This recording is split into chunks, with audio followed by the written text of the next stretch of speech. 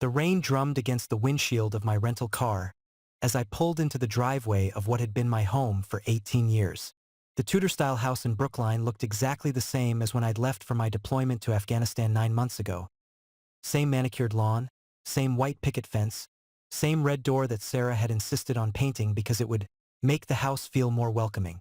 The irony wasn't lost on me now. My name is Lieutenant Colonel Michael Harrison, and at 44 years old, I thought I knew everything about loyalty, duty, and honor. 22 years in the Army had taught me the value of trust, the importance of keeping your word, and the devastating consequences when that trust is broken. What I hadn't expected was to learn the hardest lesson about betrayal not on a battlefield in Kandahar, but in my own suburban driveway in Massachusetts. I sat in the car for a moment, watching the warm glow emanating from the living room windows. Sarah would be inside, probably reading one of her romance novels or watching one of those cooking shows she loved. Our daughter Emma would be upstairs doing homework. She'd be a senior in high school now, probably stressed about college applications. The thought of seeing her again after 9 months made my chest tight with emotion. Emma had been my anchor through the deployment, her weekly video calls and care packages filled with homemade cookies and handwritten letters that I'd read dozens of times. The original plan had been for me to return next month, but my unit had been rotated out early due to a change in mission parameters. I'd wanted to surprise Sarah and Emma, so I hadn't told them I was coming home. I'd imagined Sarah's face when I walked through that red door, how she'd throw her arms around me and tell me how much she'd missed me. I'd imagined Emma's squeal of delight, how she'd probably cry happy tears like she did when I left. But as I grabbed my duffel bag from the trunk and walked up the familiar stone pathway, something felt off. There was a car in the driveway that I didn't recognize, a silver BMW sedan with Massachusetts plates. Sarah drove a Honda Civic, and Emma didn't have her license yet. Maybe it belonged to one of Sarah's friends from her book club, or perhaps Emma's boyfriend. She'd mentioned dating someone named Tyler in her last few emails, though she'd been oddly vague about the details. I used my key to open the front door, expecting to call out, "Honey, I'm home," like some character from a 1950s sitcom.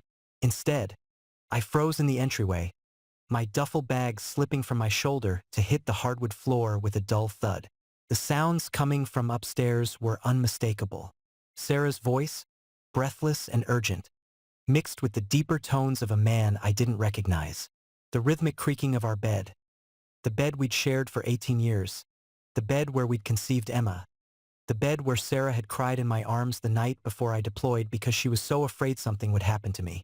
I stood there for what felt like hours but was probably only seconds, my mind struggling to process what I was hearing. This couldn't be happening. Not Sarah.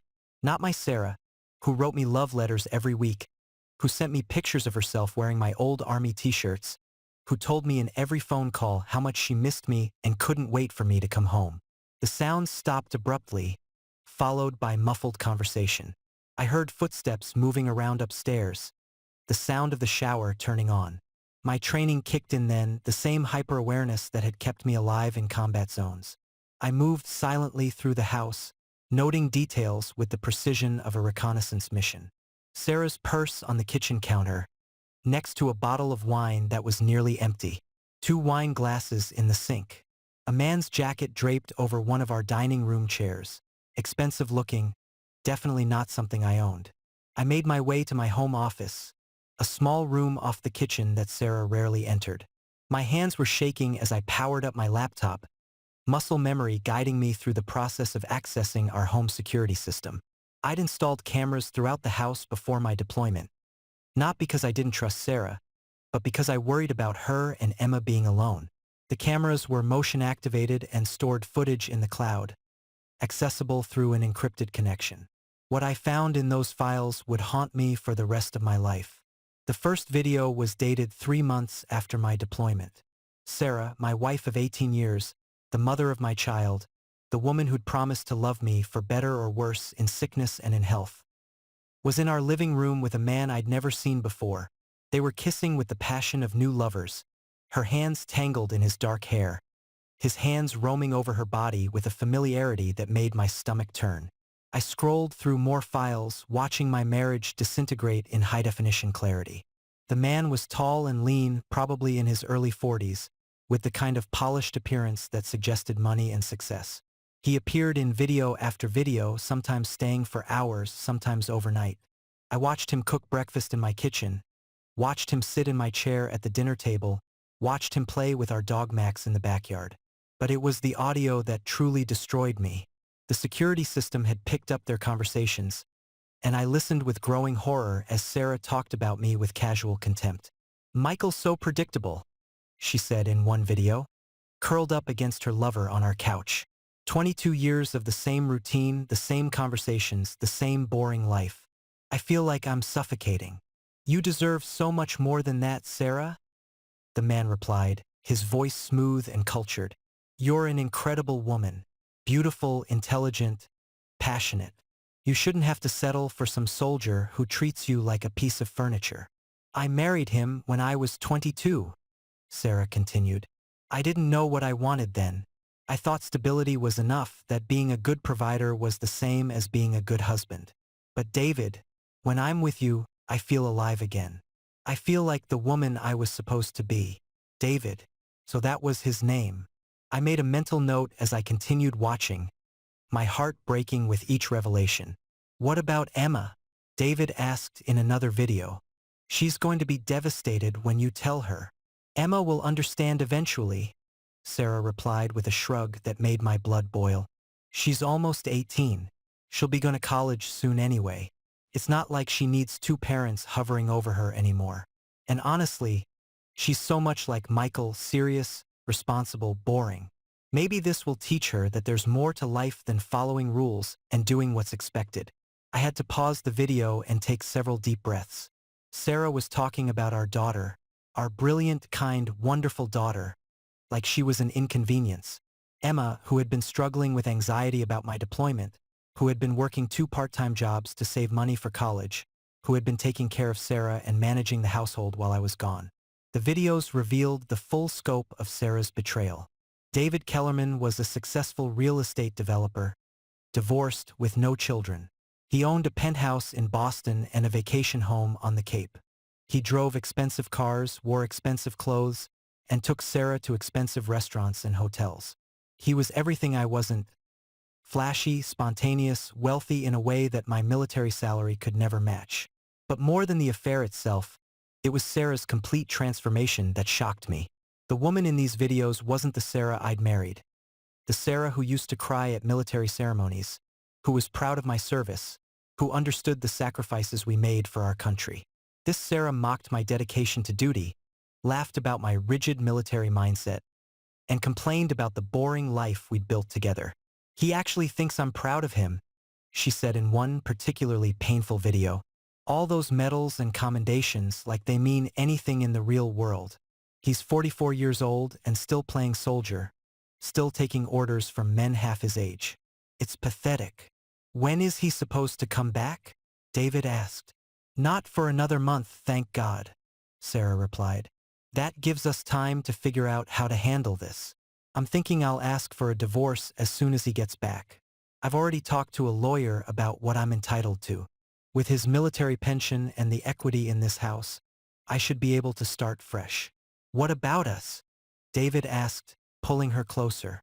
"I meant what I said about wanting to be with you. I love you, Sarah." "I love you too," she replied, and the words hit me like a physical blow. "I want to be with you, David. I want the life you can give me. I'm tired of being married to a man who thinks a romantic evening is watching the History Channel and going to bed at 9 o'clock. I closed the laptop and sat in the darkness of my office, listening to the shower still running upstairs. My mind was racing, processing the information with the same analytical approach I used for military intelligence. Sarah had been planning this for months. She'd consulted a lawyer, calculated my assets, and was preparing to blindside me with divorce papers.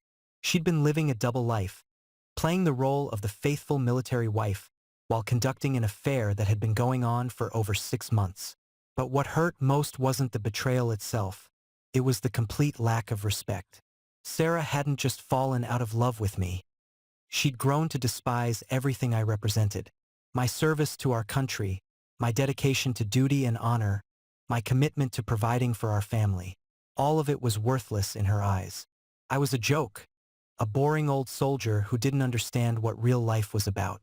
The shower stopped running, and I heard voices upstairs again. They were probably getting dressed, preparing for David to leave before Emma came home from her part-time job at the local bookstore. I looked at my watch, 8:30 p.m.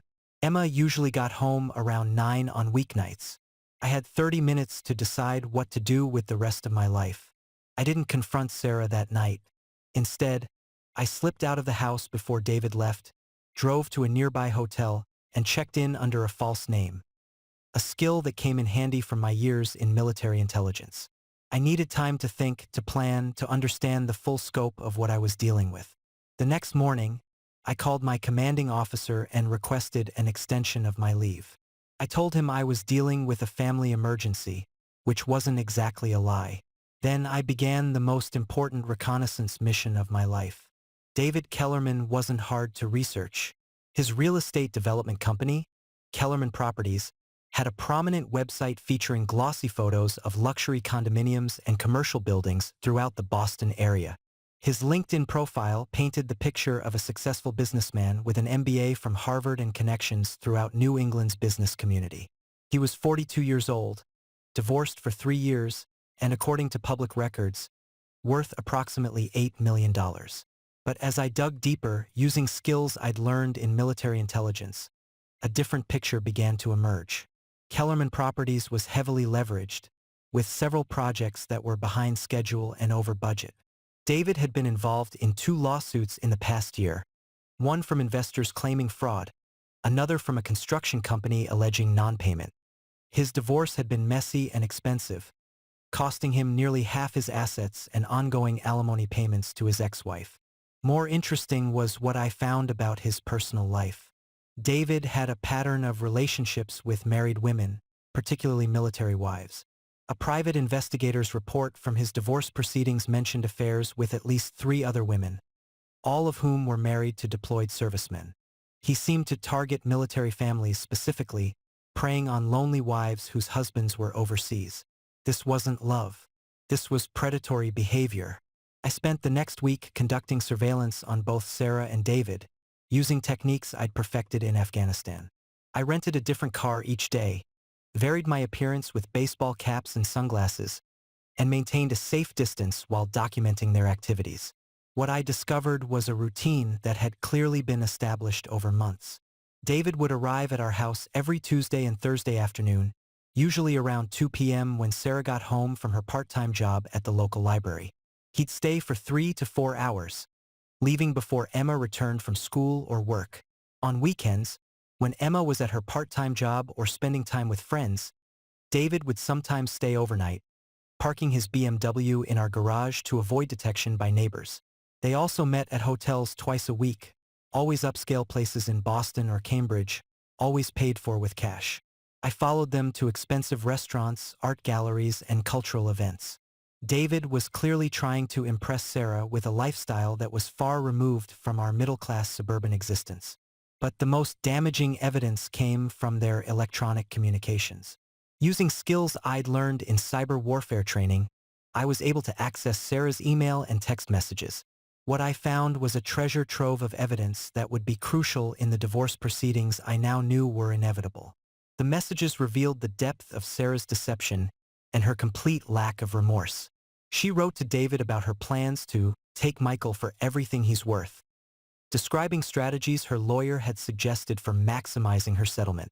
She talked about hiding assets, claiming emotional distress, and using my military service against me by arguing that my deployments had caused irreparable damage to our marriage. "Michael's so naive," she wrote in one email. "He actually thinks I've been faithful all these years. He has no idea that I've been planning this since before he deployed. By the time he figures out what's happening, it'll be too late for him to protect himself." But it was her messages about Emma that truly enraged me. Sarah was planning to use our daughter as a weapon in the divorce, claiming that my military career had made me an absent father and that Emma would be better off living with her full-time. She even discussed the possibility of moving to California with David, taking Emma away from everything she'd ever known. "Emma's too attached to Michael," Sarah wrote. It's not healthy for a 17-year-old girl to be so dependent on her father. She needs to learn to be more independent, more like me. A few years away from his influence would be good for her. Reading those words, I felt something cold and hard settle in my chest. Sarah could betray me, could destroy our marriage, could take half of everything I'd worked for, but she would not use our daughter as a pawn in her selfish games. Emma was innocent in all of this, and I would protect her at any cost. I began documenting everything with the precision of a military operation. I created detailed timelines of Sarah's activities, photographed David's car at our house, recorded their conversations when possible, and compiled a comprehensive dossier of evidence. I also started making copies of all our financial records, securing important documents, and consulting with my own attorney, a former military lawyer who specialized in divorce cases involving service members. The attorney, Colonel, retired Patricia Williams, was blunt in her assessment. "Your wife has been planning this for months, maybe longer," she told me during our first meeting. "She's got a head start, and she's clearly been coached by someone who knows how to work the system. But you've got something she doesn't expect: evidence of her adultery and her plans to defraud you. In Massachusetts, adultery can still be a factor in divorce proceedings, especially when it comes to asset division and custody." "What about Emma?" I asked. "That's my primary concern. The evidence you've gathered shows that your wife has been neglecting her parental responsibilities and planning to uproot your daughter for her own selfish reasons." Colonel Williams replied, "Any judge who sees this will question her fitness as a primary custodial parent. Your military record, your stability, your clear devotion to your daughter, all of that works in your favor."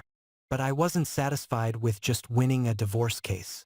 Sarah had spent months planning to destroy my life, mocking my service, and treating our marriage like a joke.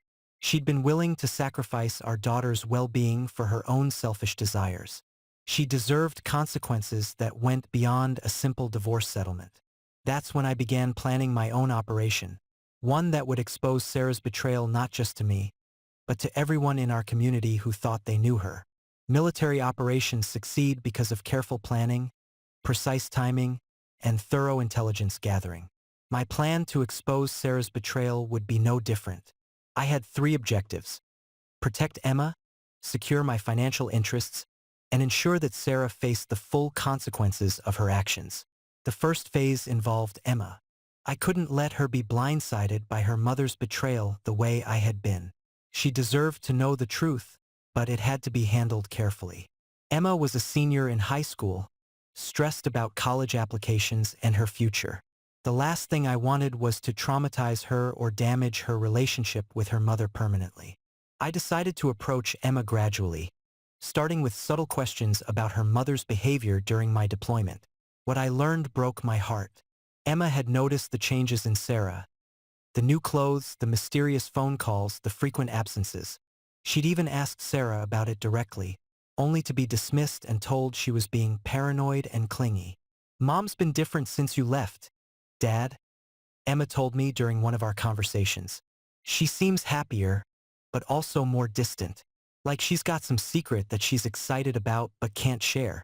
And she's been really critical of you lately, making comments about how you're stuck in your ways and need to grow up and join the real world. How does that make you feel?" I asked carefully. "Angry," Emma replied without hesitation. "You're serving our country, Dad.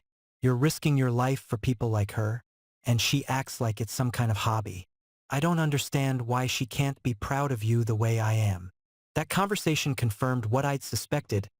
Emma was already questioning her mother's behavior and loyalty.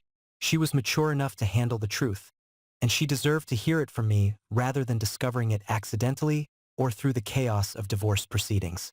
The second phase involved gathering additional evidence and building my case. I hired a private investigator, a former military police officer who specialized in adultery cases. Within 2 weeks, he'd provided me with photographs, video surveillance, and documented proof of Sarah's affair that would be admissible in court. He'd also uncovered additional information about David Kellerman's financial troubles and his pattern of targeting military wives. "This guy's a predator," the investigator told me. "He specifically seeks out women whose husbands are deployed, promises them a better life, and then moves on when things get complicated. Your wife isn't his first victim, and she won't be his last. The third phase was the most complex, orchestrating a public revelation that would expose Sarah's betrayal to our entire community. Sarah had spent months playing the role of the devoted military wife, accepting sympathy and support from neighbors, friends, and family members who admired her for holding down the fort while I was deployed. She'd been invited to military family support group meetings, had participated in care package drives for deployed soldiers, and had even given a speech at our local Veterans Day ceremony about the sacrifices military families make. All of it had been a lie. I decided that Sarah's exposure should match the scope of her deception. If she wanted to play the role of the military wife publicly, then her betrayal should be revealed publicly as well.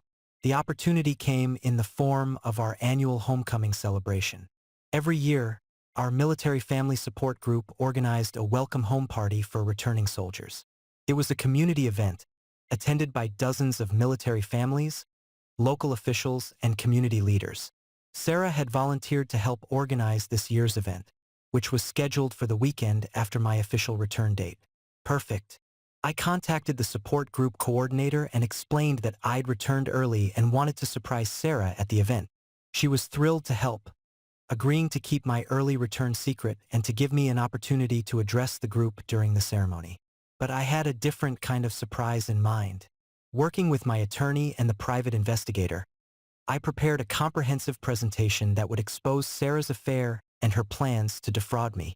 I compiled video evidence, photographs, email communications, and financial records into a detailed timeline that showed exactly how Sarah had betrayed not just me, but the entire military community that had supported her.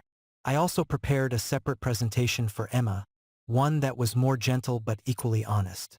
She deserved to know the truth before the public revelation, and she deserved the chance to decide how she wanted to handle the situation. The final element of my plan involved David Kellerman himself.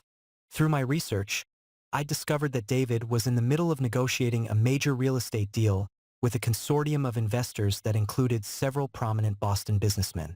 The deal was worth over $50 million and represented the largest project in his company's history. It was also his last chance to save his failing business. What David didn't know was that one of the investors in the consortium was a retired Army general who had served with me in Iraq. General Morrison was a man of impeccable integrity who had zero tolerance for anyone who preyed on military families. A single phone call from me, backed up by the evidence I'd gathered, would be enough to destroy David's business deal and his reputation in Boston's business community. But I wanted David to be present when Sarah's betrayal was revealed. I wanted him to see the consequences of his predatory behavior, to understand that military families weren't easy targets, and to face the judgment of the community he'd helped deceive. Through careful manipulation of Sarah's schedule and some help from the support group coordinator, I arranged for the homecoming celebration to be held at a venue where David would be conducting business that same evening. It wasn't difficult to ensure that he'd be in the building when Sarah's world came crashing down. Everything was in place. The evidence was compiled, the venue was arranged, and the audience was assembled. All that remained was the execution. As I prepared for what would be the most important mission of my life, I thought about the oath I'd taken when I joined the Army. I will support and defend the Constitution of the United States against all enemies, foreign and domestic. Sarah had become a domestic enemy, not of the country, but of everything I held sacred. Honor, loyalty, duty, sacrifice. She'd mocked all of it. It was time to remind her that some things are worth fighting for. The homecoming celebration was held at the Brookline Community Center on a crisp Saturday evening in October. The venue was decorated with red, white, and blue bunting, American flags, and yellow ribbon magnets.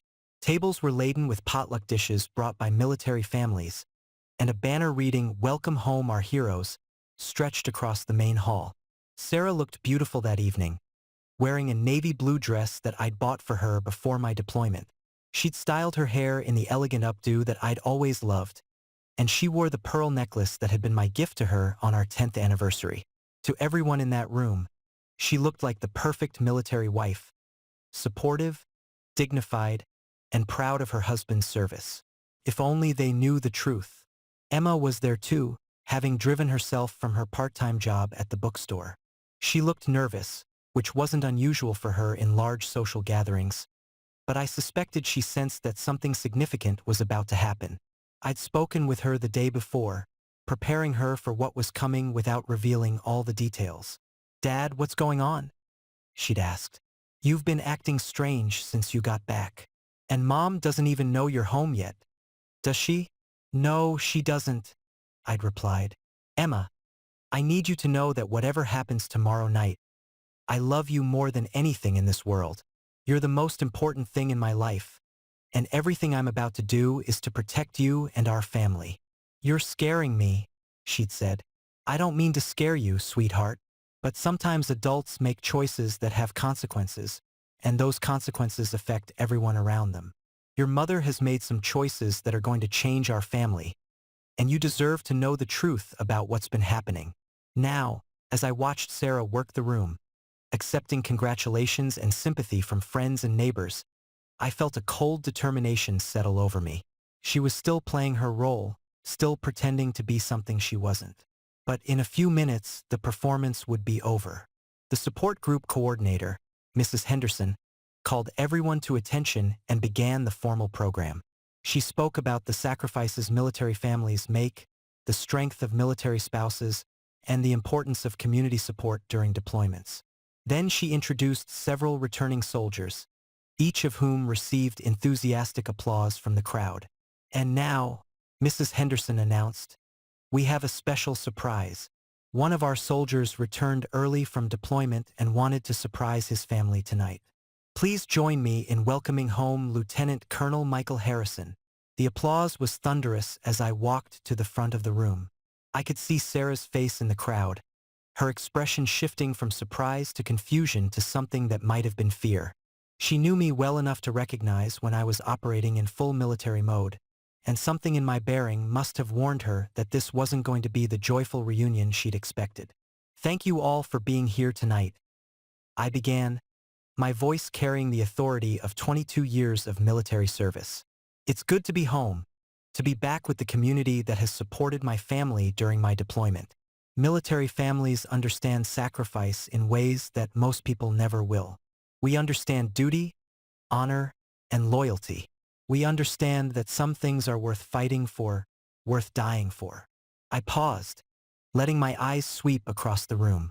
David Kellerman was standing near the back, having arrived just as I'd planned. He looked uncomfortable, probably wondering why he'd been invited to what was supposed to be a private military family event. "During my deployment in Afghanistan," I continued, "I was sustained by the knowledge that I had a family waiting for me at home, a wife who loved me, a daughter who was proud of me, a community that supported me. I carried letters from my wife in my pocket, read them during the darkest moments, drew strength from her words of love and encouragement." Sarah was pale now, her hands clasped tightly in front of her. She knew what was coming. "But sometimes," I said, my voice hardening, "the enemy isn't on a foreign battlefield. Sometimes the enemy is much closer to home. Sometimes the people we trust most, the people we've sworn to protect and provide for, become the very people who betray everything we stand for." I activated the projector that had been set up for the evening's presentation.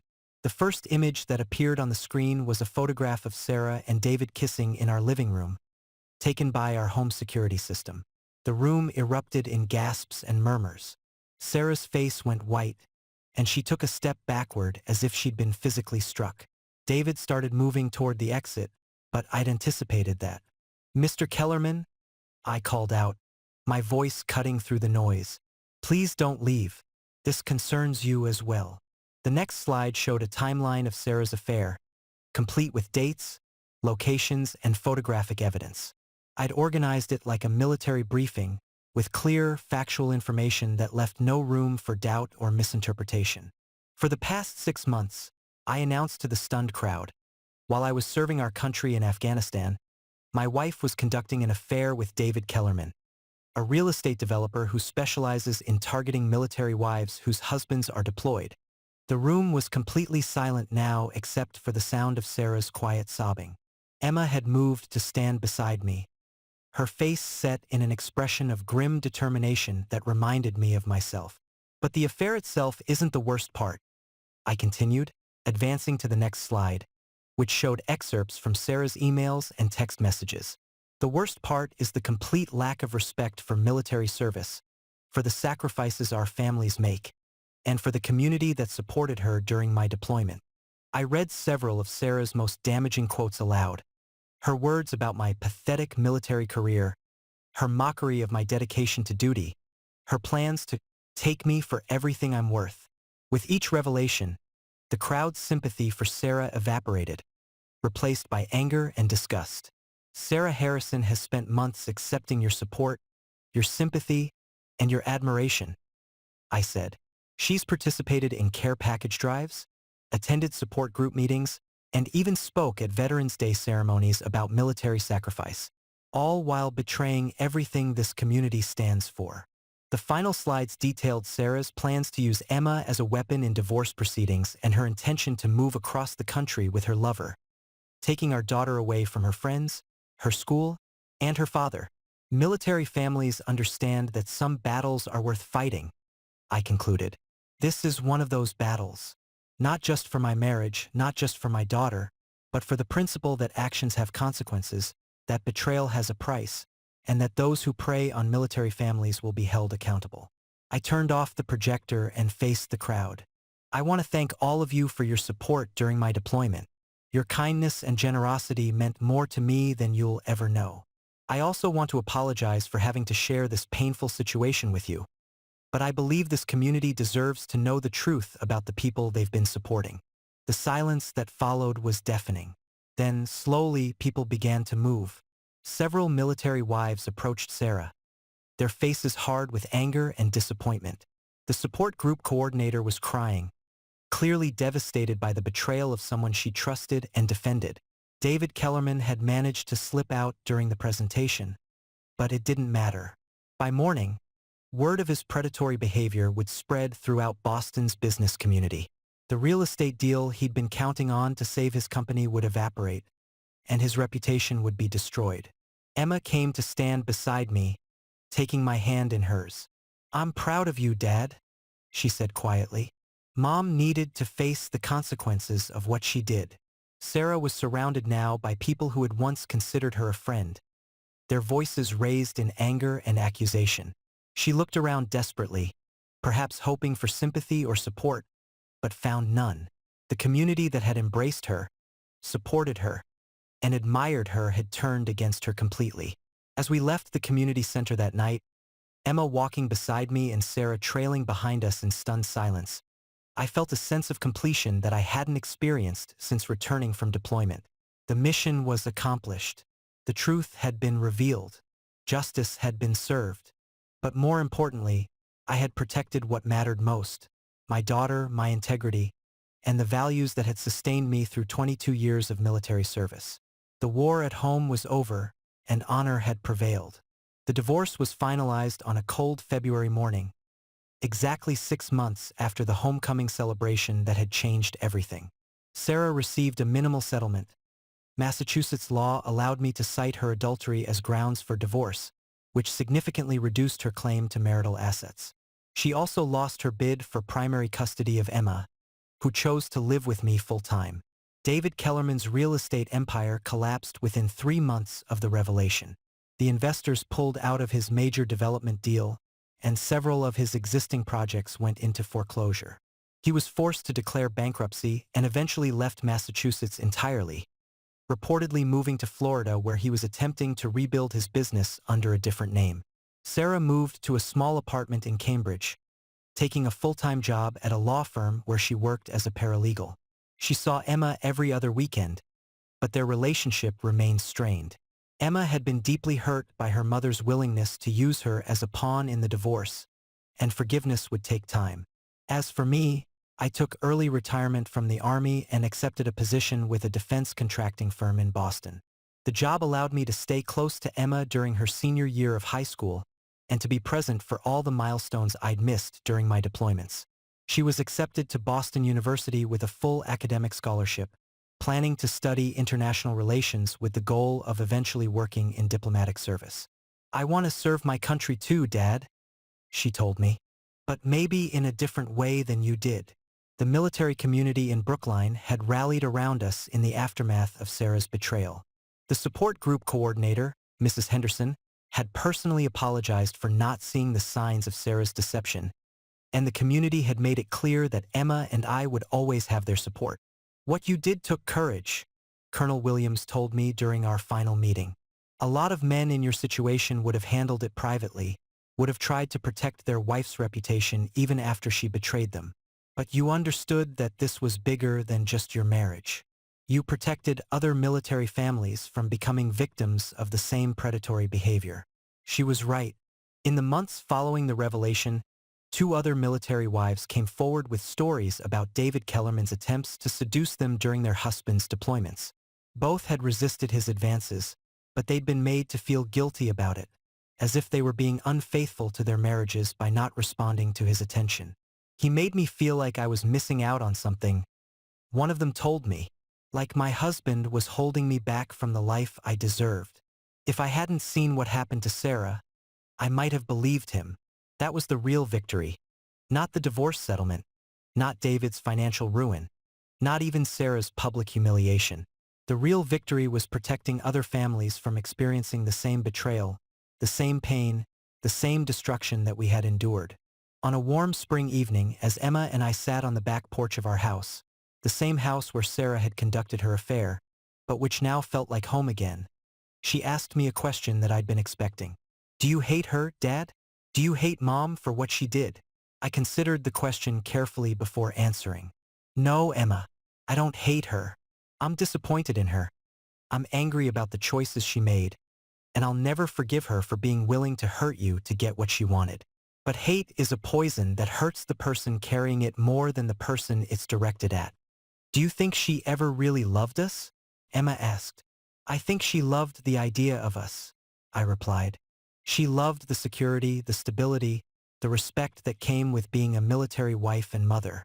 But when those things stopped being enough for her, when she wanted something different, she was willing to throw away everything we'd built together.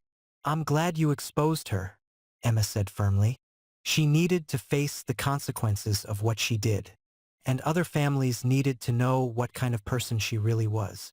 As I looked at my daughter, strong, principled, and wise beyond her years, I felt a deep sense of pride and gratitude.